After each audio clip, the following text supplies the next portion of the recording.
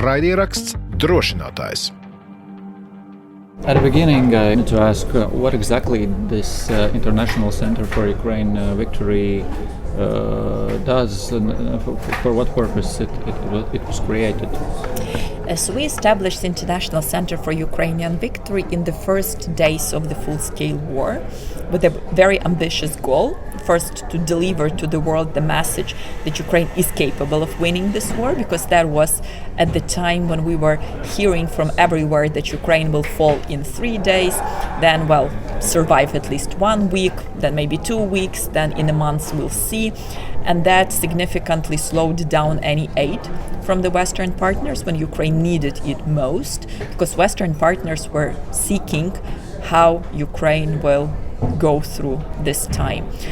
Our main goal was to mobilize world for supporting Ukrainian victory and provide all of the necessary resources as soon as possible.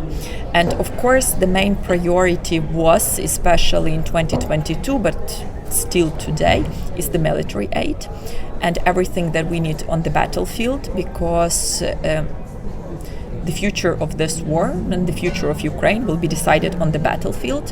Whatever some people, want to believe in, that it can end with a deal. I mean, it's about Ukraine restoring full control our entire sovereign territory. Then it's also about sanctioning Russia, because we are seeing 13 packages of the EU sanctions, we are seeing, G7 sanctions, but unfortunately none of them managed to bring the eventual goal, bankrupt Russian war machine. And if we speak, for example, about energy sanctions, in 2022-2023, Russia managed to earn on selling oil and gas and subproducts to the world $650 billion. That's a lot. I mean, with the earnings like that, Russia can be committing this genocide almost indefinitely. Russians continue getting all of the necessary components and high technologies, microchips, whatever high-tech equipment they need for their arms industry, for their missiles, for their drones. I mean, Kinzhal missile, their hypersonic ballistic missile, it has 78 Western-made components. Most of them were manufactured in the US, but not only. I mean, this is scandalous. Again, with the resources like that, Russia can be committing this war for a very, very long time. Then we also work on the confiscation of Russian assets, because from our perspective, it's killing two birds with one stone, depriving Russia of the resources and providing them to Ukraine. And accountability, because it is Russia which is destroying, and it is Russia which has to pay for the bill for this war. And the bill is already almost $500 billion. And then we also work on Ukraine's energy and nuclear safety. We explain why the attacks on our energy infrastructure are very dangerous, not only for Ukraine, but for entire Europe. We remind about Russia violating integrity of the Zaporizhzhia nuclear power plant, which they actually turned the largest nuclear power plant in Europe literally into the military base.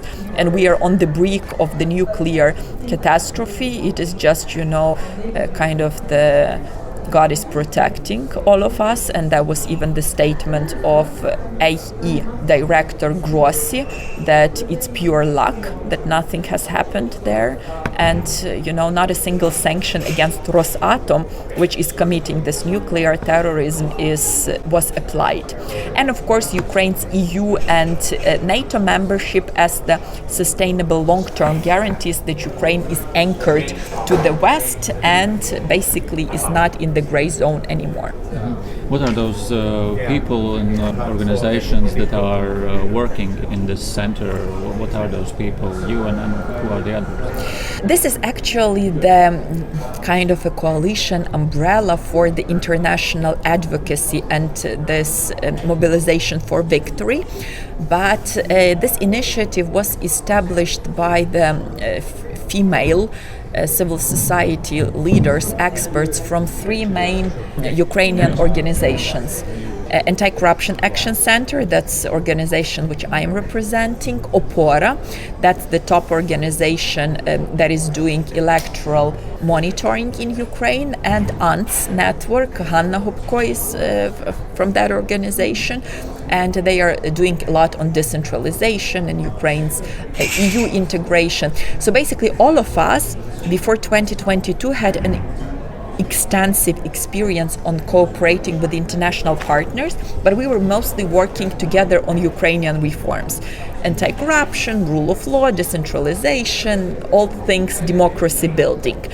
But when the full-scale war started, well, of course, reforms are very important, but to have the place to implement them, you have to preserve the sovereignty. So first things first, and we turned our advocacy activities like literally upside down and started mobilizing international partners for supporting the victory.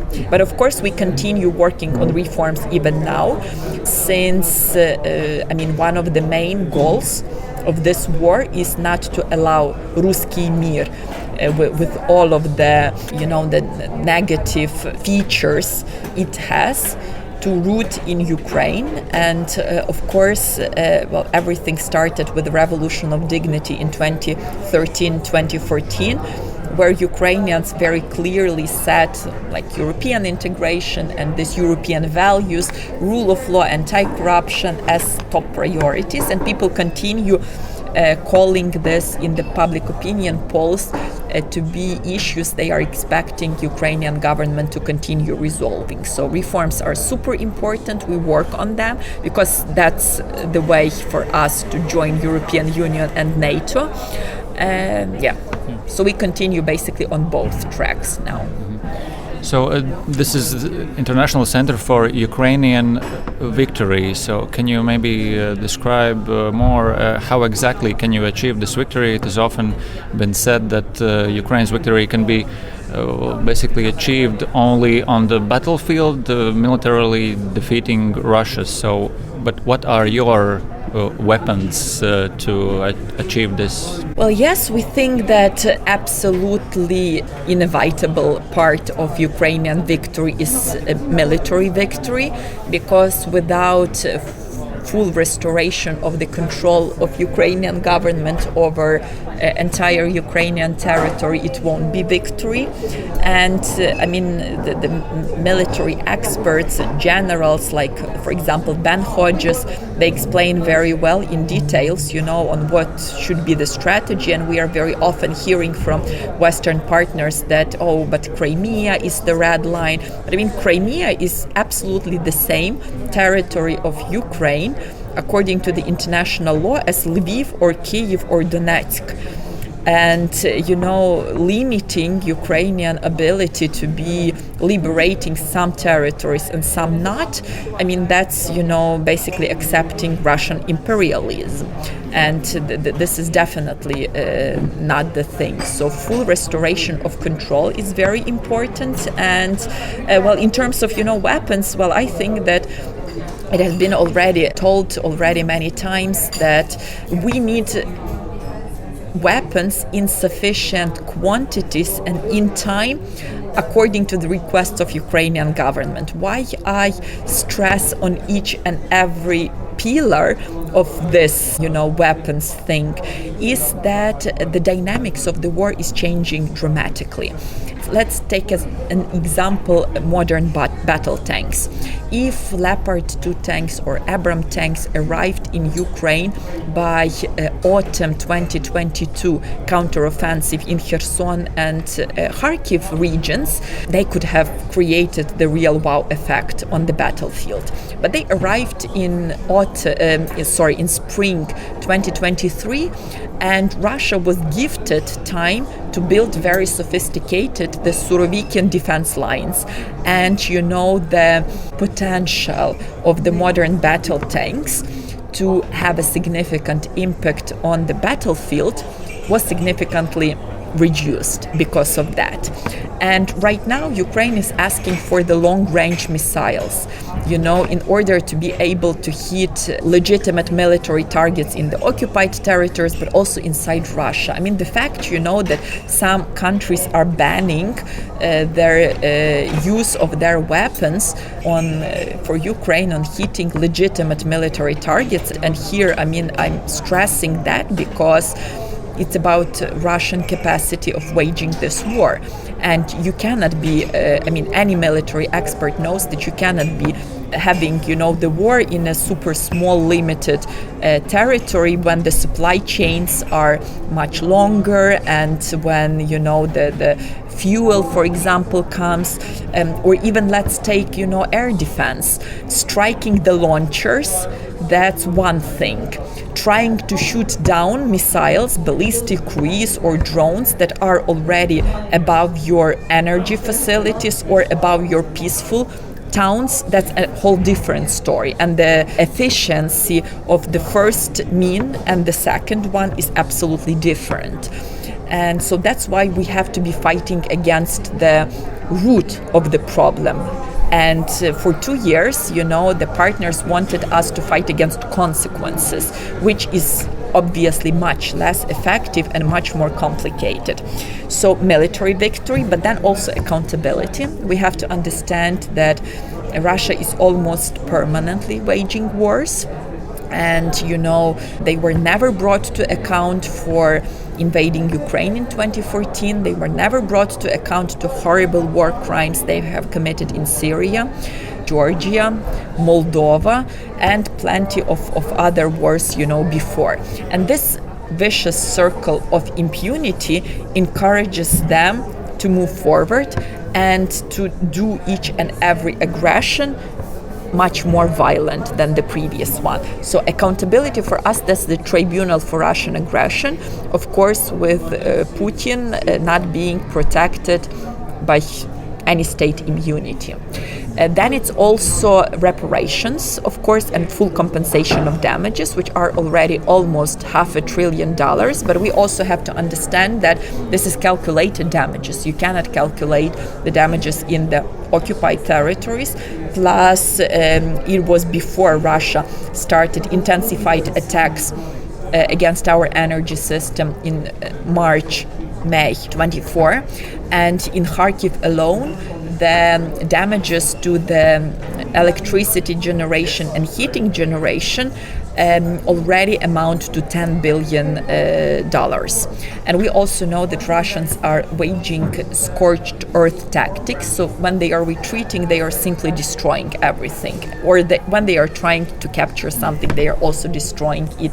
That's what we are presently seeing in the Kharkiv region, for example, with Vovchansk. So the damages will keep growing, and the sooner Ukraine has the resources to stop damages from coming, the better. Because we see a lot of partners, there will be in Berlin this big Ukraine recovery conference, but when partners are focusing on reconstruction instead of prioritizing military aid, it's also vicious circle, because those damages will continue coming, and what's the point in reconstructing if you cannot protect, and the Russian missile will arrive in a month, will destroy, what was rebuilt.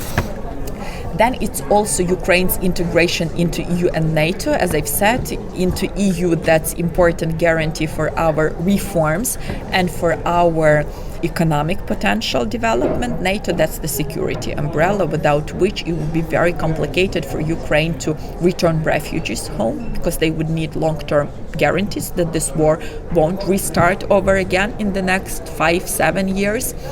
And also a guarantee to attract investments, because when everybody is speaking, about private capital rushing to Ukraine after the war ends, well, I have also serious questions. What private companies will come if they do not have the guarantees of the sustainable peace, and that their facilities or factories won't be destroyed or occupied when Russia comes, renews their capacities and comes for the next phase of the imperialistic conquest.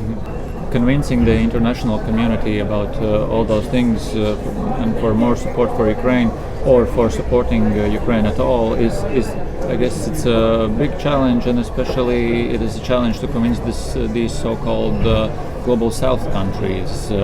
Do you see the more focus should be towards the West or more focus towards this global South countries, or it's like even? Well, it is the West which can and should help us win. So, of course, the main priority of our work should be the West. The countries of the global regions, global South, they are, of course, very important, but that's the task for decades, and it won't have immediate implications on our survival efforts right now. So, those things should definitely go in parallel. But in terms of prioritization, it's of course working with Western countries. I think what is very important is to understand that this is not the war of Russia against Ukraine.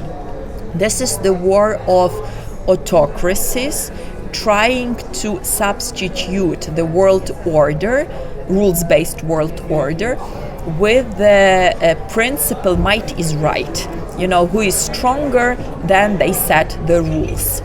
And Ukraine is just the first theater of this war. Because in 2014, it was purely Russia against Ukraine. Right now, Russia relies very heavily on the weapons deliveries from Iran and North Korea. We know that, there are a lot of media reports that China is supporting Russia economically and with some technologies and also helping them, possibly with the weapons deliveries too. The alliance of tyrannies is getting stronger, and of course we have to understand that those countries definitely need something back. And Russia has a lot of technologies. Russia has nuclear technologies, and that's probably what might be interesting to Iran, which wants to finalize their development of the nuclear weapons. And we've read also the report that North Korea is getting some technologies on the more sophisticated fighter jets that Russia has. So they are having absolutely mutually beneficial cooperation. And if this, the war machine of this alliance of tyrannies is led to continue growing, at a certain point, it would be impossible to stop it, because it would need to be waging war, in order to refuel itself, because that's how the war economies are working. And in that regard, the global South countries are watching this kind of confrontation, and they will be picking the side. And of course, in the world where rules do not work anymore, they might be leaning towards those who are mighty, or at least those who are ready to display their might. Because from my perspective, the West, of course, is much richer, much stronger than the alliance of tyrannies, but also much more scared. And I think that, the way how, let's say, North Korea alone can supply Russia with 1.5 million of artillery shells, an entire European Union cannot deliver their pledge, is a message which those countries are taking notes of when they will be, seeking for their place in the future.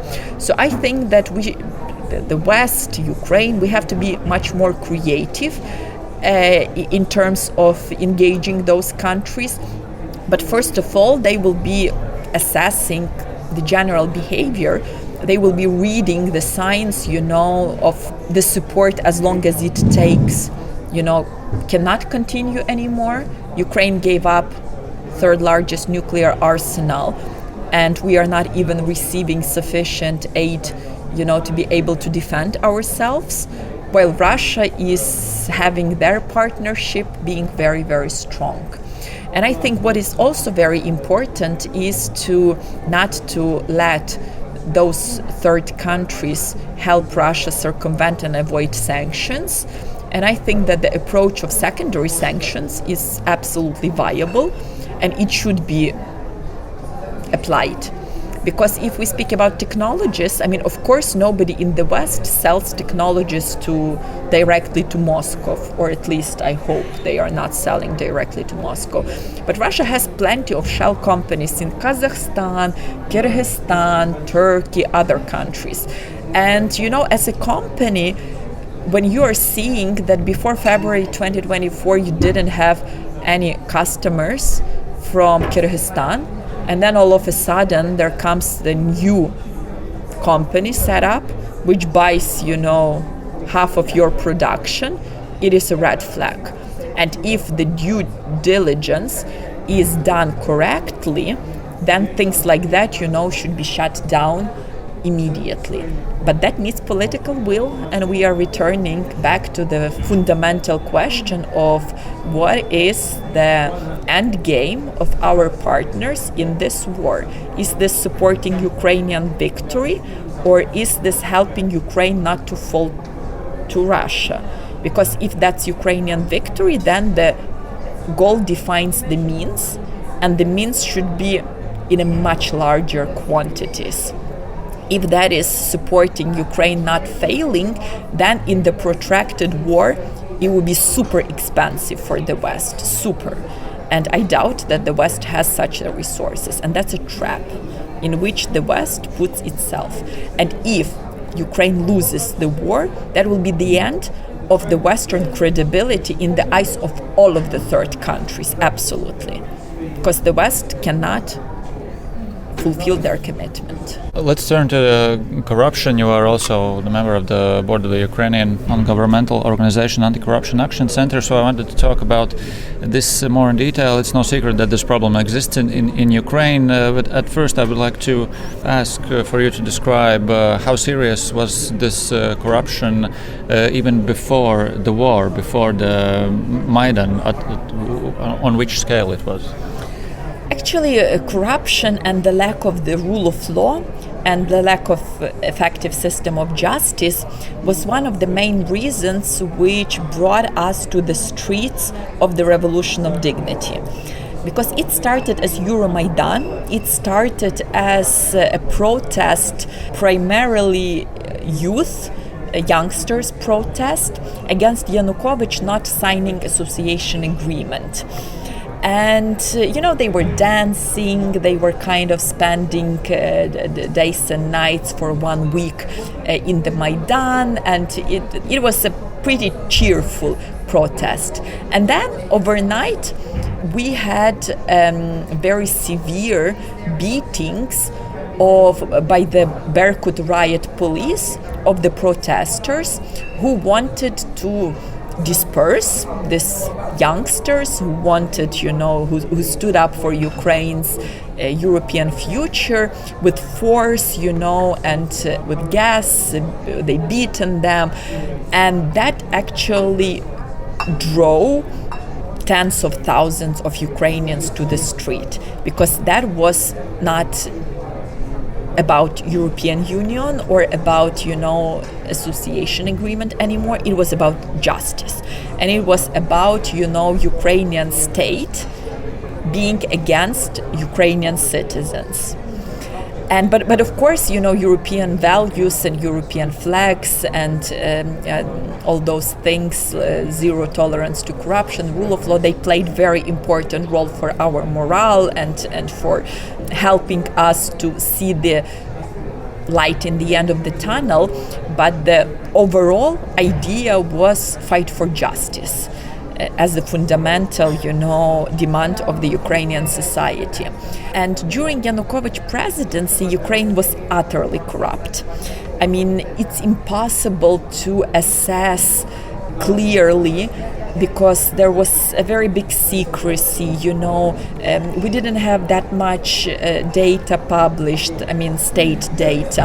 Investigative journalists were doing the reports, but they were like very complicated to do, and they were very partial because of the lack of the information. But they were doing amazing job, of course, and it was very risky for their lives to do that. You know, so when the Revolution of Dignity won, and the new government came, they were pretty serious with doing the reforms because there was very high demand from the Ukrainian society, but there was also a very big demand from the international partners because most of the aid, macrofinancial assistance from the European Union or IMF loans were all conditioned to the clear specific reforms deliverables.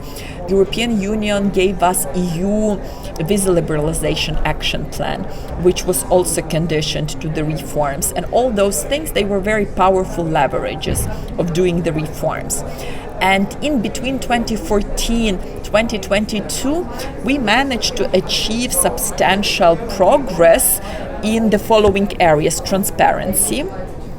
Public procurement was put online into the auction system Prozoro, and previously it was done behind the closed doors and nobody actually had any knowledge about those procurements, and of course ordinary entrepreneurs couldn't run because they didn't have access to the public procurements, and that's of course a lot of money too. Now it's public, everybody can apply, and what is even more important, it's in the form of auction, meaning that people are bargaining and the price is going down because of that. That's important. We have opened a number of registries, like the registry of land, real estate, vehicles, beneficial ownership of the companies, and a lot of other, which brought big transparency and established a lot of the tools for the investigative journalists and the civil society. We established the electronic asset declaration system where all of the public officials have to report on their assets and incomes, which is very important for monitoring the lifestyles of officials, but also important to monitor, the integrity of the candidates for the different important jobs, like for example the judicial jobs or top ministerial positions and whatever other important offices are. And then we managed to build from scratch, rather successfully, the system of criminal justice for high-profile corruption. That's National Anti-Corruption Bureau, Specialized Anti-Corruption Prosecutor's Office, and High Anti-Corruption Court. These are totally separate bodies from the police, prosecutor's office, and they have exclusive jurisdiction over high-profile corruption cases. And they truly started going after big fish. They put behind bars the head of the Supreme Court, which is obviously top office in the government. They put the charges against oligarch Kolomoisky.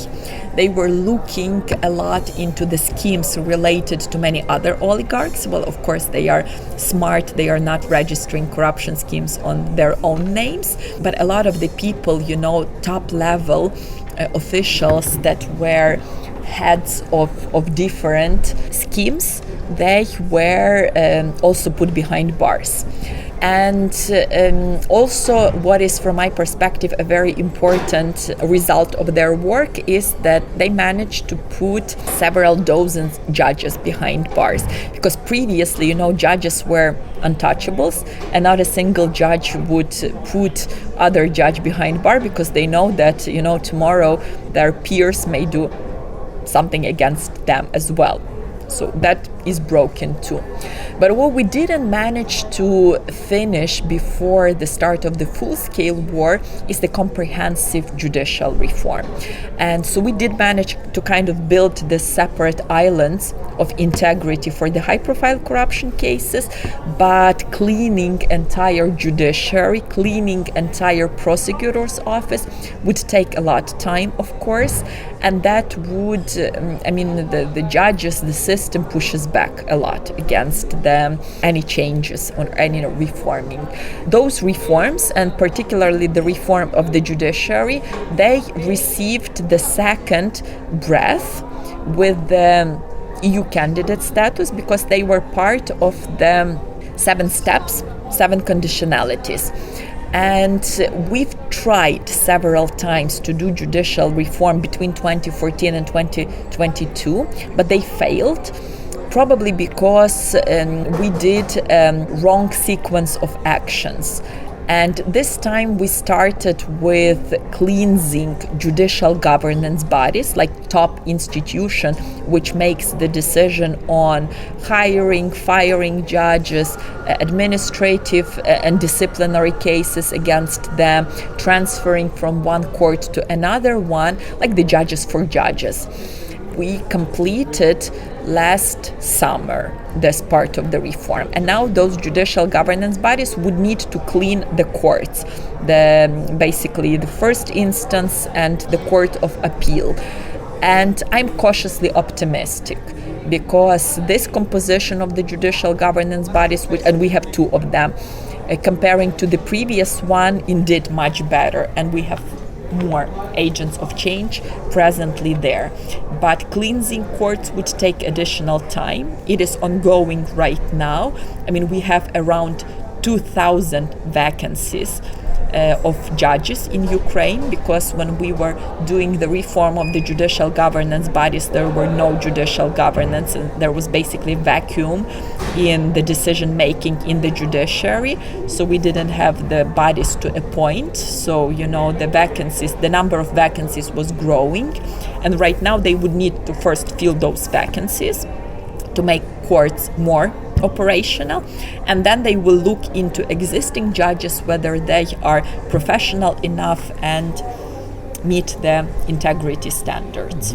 If I'm not mistaken, there was this not so to say scandal, but at some point there was news that Zelensky administration doing some kind of changes regarding the anti-corruption bodies to include some of the one of the bodies into another, which would be directly under the direct influence also from the Zelensky's office. So what are the risks there? Are there any risks from the current president's office to somehow badly influence those anti-corruption bodies or no?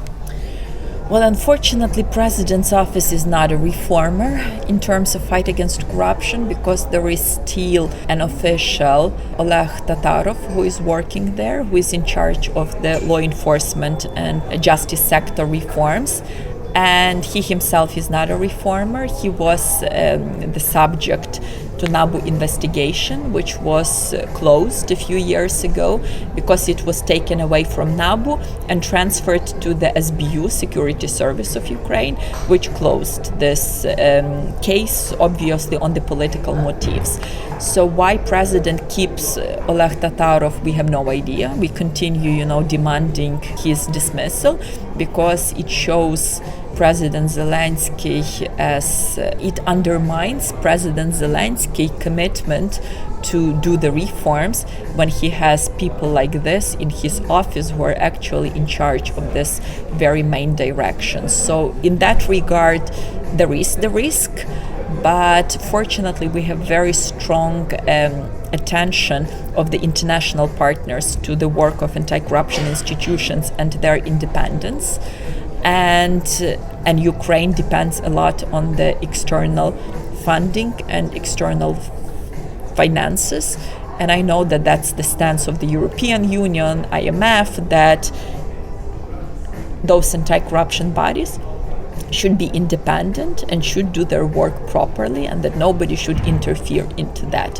So from that regard, I'm kind of more optimistic that they would be led to do their job properly, because there is this international safeguard. There's this Transparency International rating. Some say that in the last years Ukraine has achieved incredible progress. On the other hand, there are those ones who said that there is still a lot of corruption in the country. How would you assess those achievements now? Well, you have to understand that corruption perception is about perception. And as I've said already, we managed to build a very strong transparency in the country, but accountability, of course, was lagging behind because, opening up registries, that's one thing, and building, the investigation, then prosecution, then courts, then giving time the courts to deliver justice, and then there's first instance, second instance. Of course, that's much more time. So at a certain point, there was, this perception that in Ukraine everything is corrupt because you are having the reports everywhere. Investigative journalists are doing their job great. Civil society is reporting. There are arrests, there are searches. NABU is doing amazing job, like searches, every single week. Nobody is put behind bars. It's like, how come, but fortunately right now we are seeing that, as I've said, the big fish, because people want big fish. People are not satisfied with, let's say, heads of the state-owned enterprises who were the main chiefs of very, lucrative schemes for decades, making money on, let's say, Ukrainian resources, which, are the ownership of Ukrainian people, but somehow the fortunes on those resources were made by several oligarchs. So it's not kind of outcome they wish. They want all of the oligarchs behind bars and, half of the politicians. Well, of course, I'm joking, but I mean, people want substantial figures behind bars. And even in the well-matured democracies and rule of law countries, we are seeing that, high-profile trials, they last for years. Sometimes they might take, decade if you really want that to be rule of law and not a politically motivated case. But indeed, the perception index is improving. It is improving since 2014, but it made a hike, plus 3 points in 2023. During the second year of the full-scale war, which from my perspective was pushed by the EU candidate status and those reforms that were implemented within it, but which also shows that Ukrainian society is committed to doing the reforms and that we can be doing such complicated things even when defending from the full-scale genocide. So I'm pretty optimistic. I understand that we still have big homework to do, that's true, and we cannot say that, all of the problems are solved, but I think that it's very fair when assessing Ukraine's progress is to first see the starting point during Yanukovych presidency, then see the big way that Ukraine managed to travel since 2014, and then appreciate that it was done during the wartime that started in 2014, including full-scale genocide since 2022. That was also my question. How can you be efficient doing the reforms when it's a full-scale war in the country? It must be much slower and much harder than before 2022. Or on the contrary, the full-scale war is also an opportunity because, you have to become much more effective. And, I think that with this regard, Ukrainian armed forces are probably the best example on how to do miracles with the super limited resources that you have. And of course, if you want to survive, you have to mobilize, you have to do better. And that brings the difficulties, but that also creates the window of opportunities which we have to utilize. Mm-hmm. Can you name those areas where corruption is observed most often these days? Is it still, police, those judicial bodies? Well, I would say that there is, corruption where most money going. So that's why we are looking very closely into Ministry of Defense procurements, because there was last winter the scandal with the procurement of food and then procurement of clothes, which ended with the resignation of the previous Ministry of Defense, Reznikov. And after that, a number of very important institutional changes were implemented to limit the possibility for corruption. Like there were new agencies established for the procurement, new people were hired them, and right now the efficiency of work of these agencies are much better, which means that, it is not, the issue is not the existence of corruption, because corruption exists literally everywhere, and including in European countries, but it has just different forms. It's more about money laundering, it's more about, the dirty money from the autocrats, and less about, bribes to the police officers, which, by the way, is not a case anymore in Ukraine, because we did manage to reform this patrol police and others. But it's about how are you handling it. And when there is, corruption exposed, is this properly addressed or is this left unaddressed? And I think that Ukraine does manage to address corruption issues, particularly because, the society is so traumatized by injustice of war that when it sees injustice of corruption, it might cause, even more dissatisfaction and more frustration in the society. And another important area where we are thinking ahead and where we want to establish safeguards to make sure that corruption doesn't exist there or is, reduced to the very minimum is reconstruction. And one of the ideas which my colleagues are presently developing and which was submitted to the parliament is to oblige all of the construction projects to publish online the cost estimates. How does corruption look like in public procurement? There is some margin which is added to the price of some, either service or bricks or, concrete or whatever else. And then, this money is being laundered. So, and investigative journalists will be able to take this cost breakdown, compare the cost to the market cost and see whether, it is more or less market level or, there is some significant difference.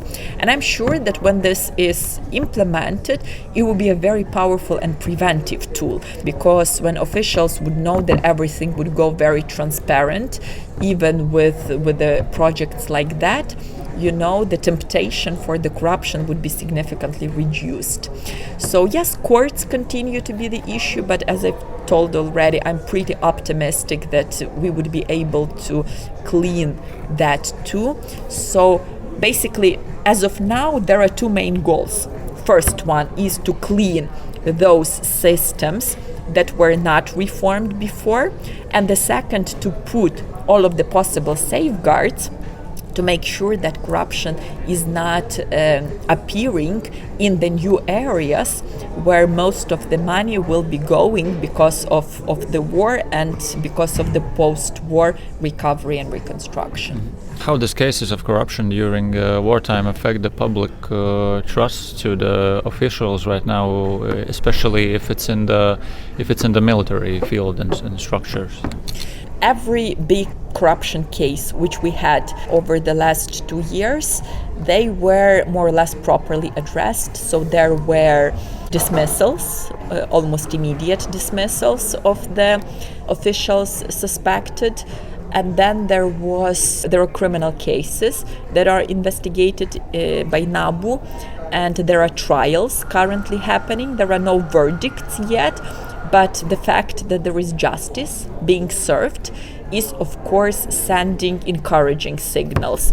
But I mean, as a Ukrainian, of course, I'm very frustrated that corruption still sometimes exists.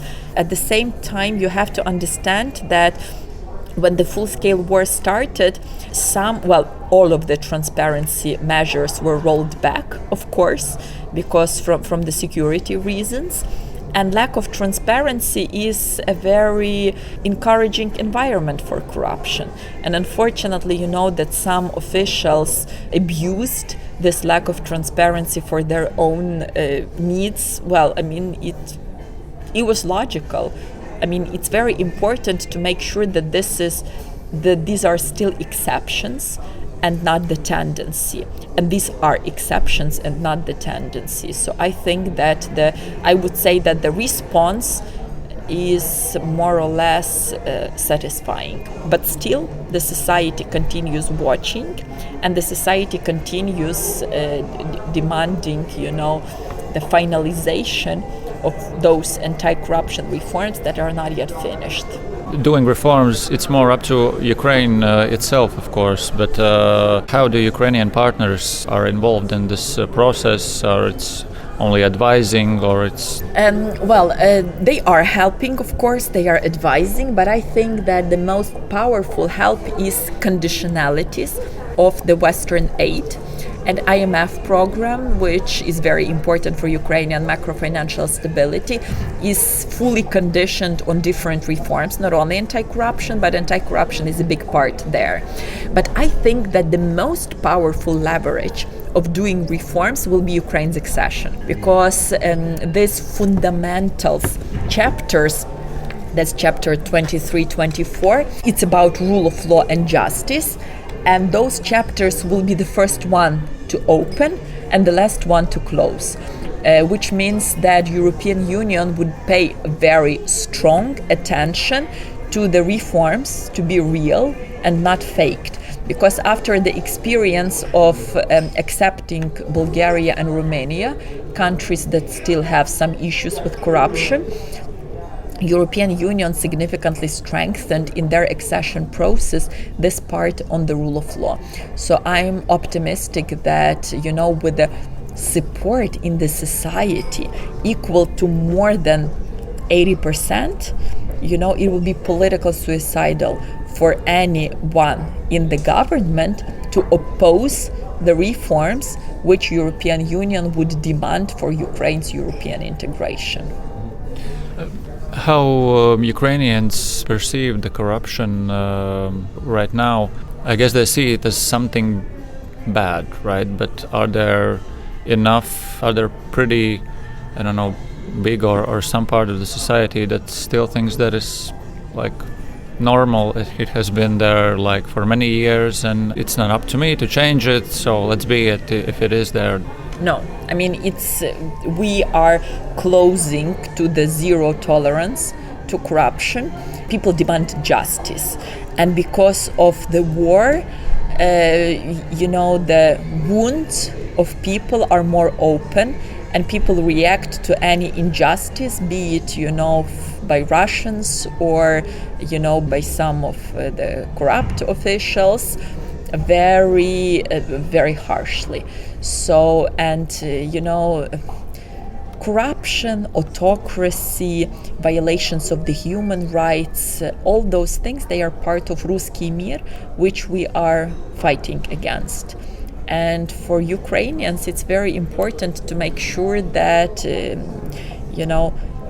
from this war, we re-emerge like a phoenix, not only victorious over Russia, but also victorious over our domestic issues that Russia has been abusing for very long, because Ukraine's corruption has been the strategic tool of Russian influence over Ukraine, and not only over Ukraine. I mean, strategic corruption Russia is using over European countries, over a lot of the other states too. So that's the vulnerability that needs to be closed.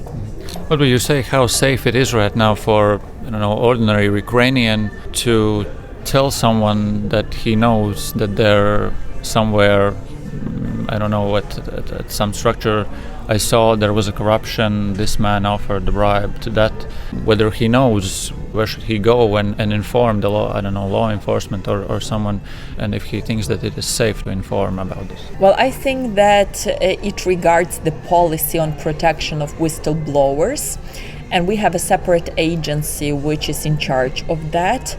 I wouldn't say that we have achieved some significant results here or achievements to be very proud of. So I would say that it is more on the initial phase, but the attitude is changing, of course, towards the positive.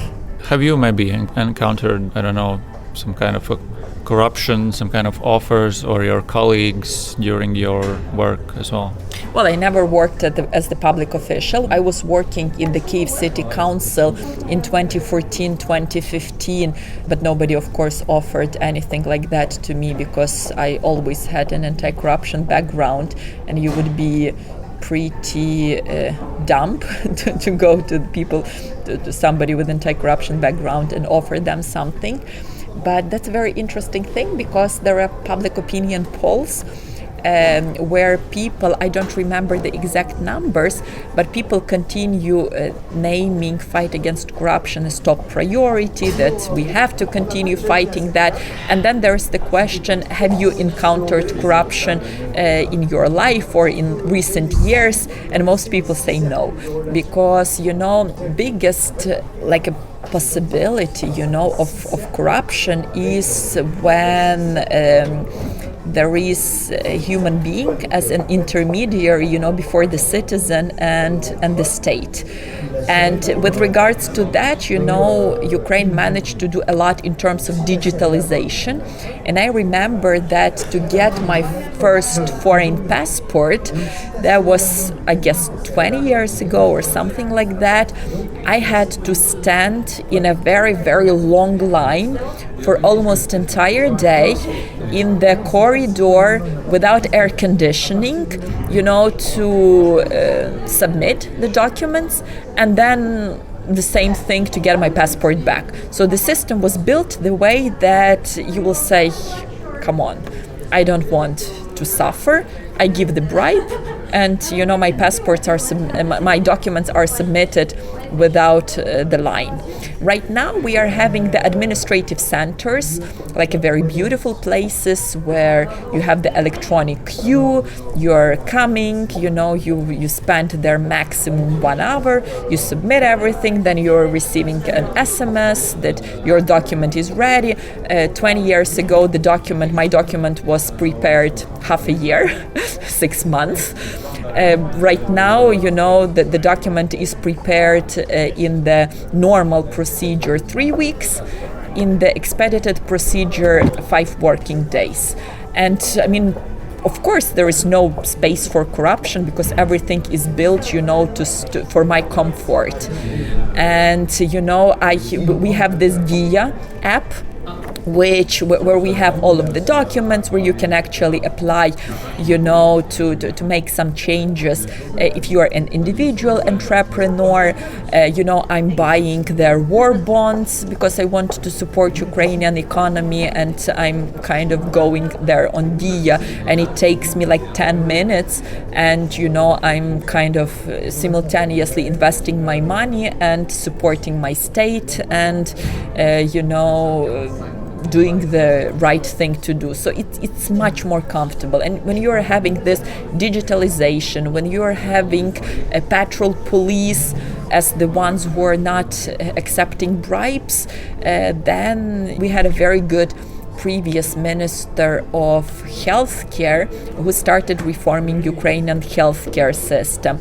And now, you're having the principle money follows the patient, which means that I am a patient. I have a certain amount of money from the state for annually, and I can go to whatever doctor I want. I sign the declaration with them, and then, I'm receiving this treatment. It's not that much, of course. It's more or less basic treatment and prevention. And yes, I can go, to either the doctor in the state hospital or in the private hospital. In the private hospital, of course, you are having this margin, and if you exceed it, you have to pay for the additional services. But that makes doctors compete for the patients, because if I know that this doctor is very good and I'm bringing my money and go there, that's one thing. If the doctor is automatically receiving money from the state for the quantity of the patients, like nameless patients, we call this person per bed in the hospital, then of course they would be, incentivized to forge the documents and pretend as if all of the beds in their hospitals are occupied and they are having unlimited number of patients. So see, that's the change of the principle of who defines how the money is used. When you are having, this patients per bed per day approach, you are having the state and the doctors, and there is some opportunity for the schemes. If you are having money follows the patient, it makes me as the patient the final decision maker of where I want this money to be spent. And this brings much more efficiency into the system. And that, by the way, from my perspective, significantly helped us to go through COVID. Because without that, we would have very long lines, of people in the hospital simply do not know who are their doctors, whom to address, and how to get the treatment. And because, we moved into this declaration system, I clearly knew that that's my doctor. I texted, him, so I have such symptoms. What should I do? With these symptoms, you have to kind of, go and have some additional checks, or these symptoms are fine. Be at home, drink water, do whatever, some additional, treatment, and that significantly decreased the pressure on Ukrainian healthcare system. This shadow economy, or people not paying taxes, or enterprises not paying taxes, how big this problem is in Ukraine?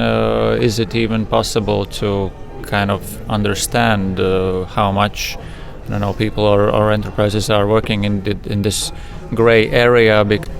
Well, that's a good question, because my feeling is that it's significantly reduced.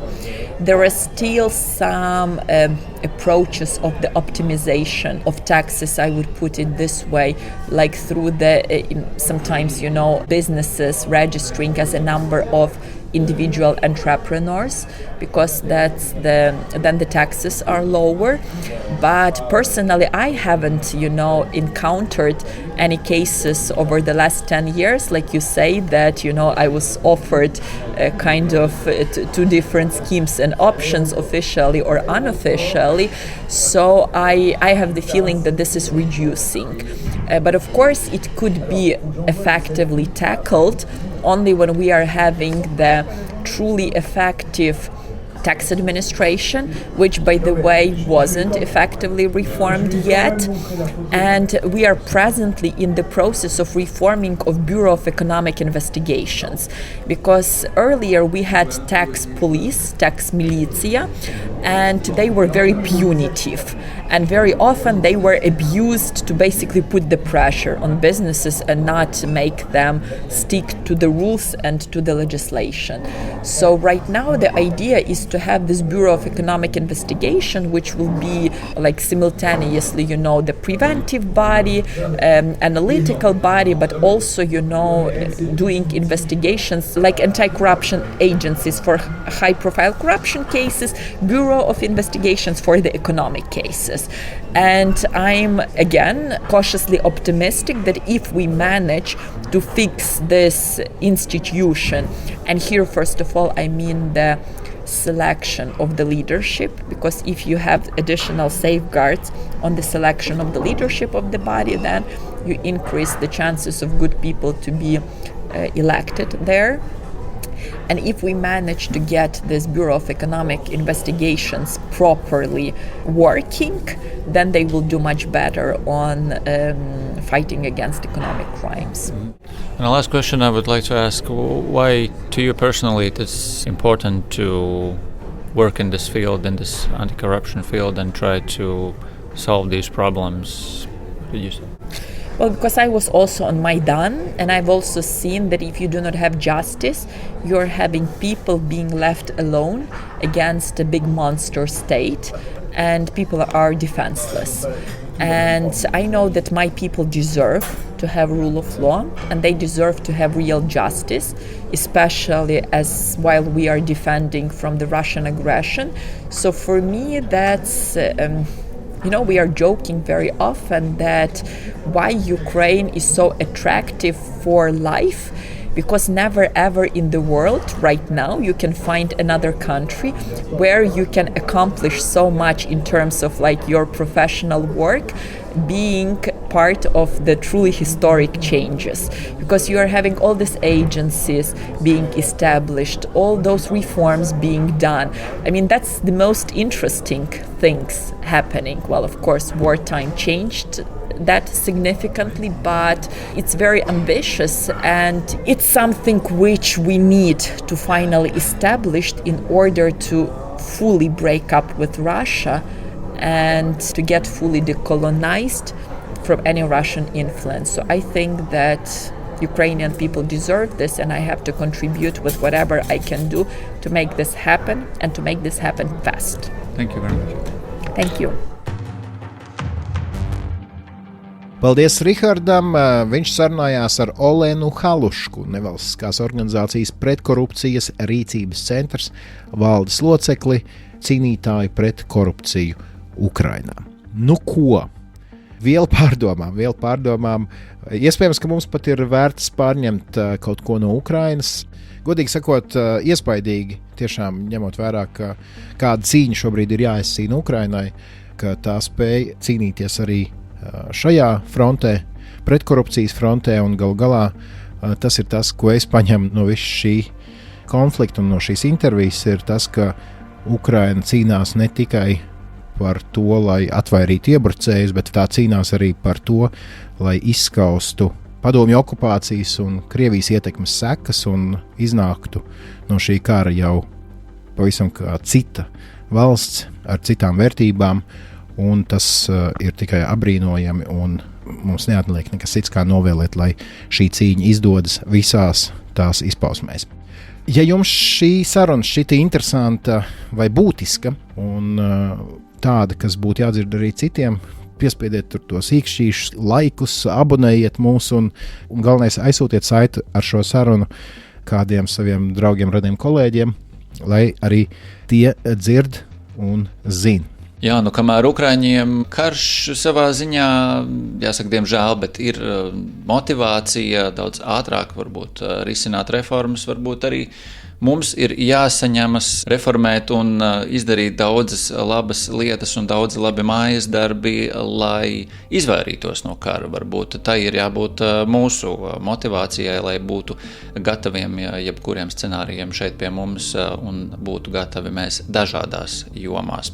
Bet tas ir tas, kas mums šonadēļ ir sakāms, un ja jums kaut kas arī ir sakāms, kādi viedokļi, varbūt par šiem pašiem korupcijas jautājumiem, par to, ko šodien esat dzirdējuši, kādas jaunas idejas, ieteikumi, mūsu e-pasts joprojām nemainīgs, drosinātājs @Latvijas radio.lv, droši rakstiet mums, noteikti izlasīsim un novērtēsim jūsu viedokli. Tāpat arī atcerieties, ka jauna epizode, kā vienmēr, katru ceturtdienu, un jāatceras arī drošinātāja sauklis. Drošinātājs skaidri un personīgi par karu Ukrainā. Raidieraksts Drošinātājs.